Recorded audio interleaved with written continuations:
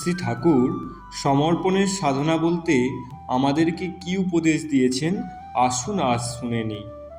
জীবনের প্রত্যেকটি কাজকে মনে করবে ভগবানের কাজ। শয়নে মনে করবে তার চরণে ভুলুণ্ঠিত প্রণাম করছো।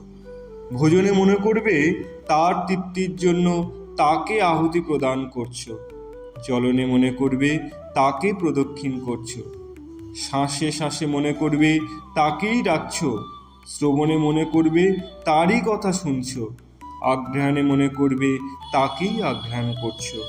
দর্শনে মনে করবে তাকেই দেখছো। পঠনে যা বললে মনে করবে তারই স্তুতি গান করছো। এভাবে সব কাজকর্ম, ভাবনা, চিন্তা সব তারই উপলক্ষে উদ্দেশ্যে করছো। মনে করতে করতে নিষ্কাম ও সমর্পণের ভাব জন্মাতে থাকবে।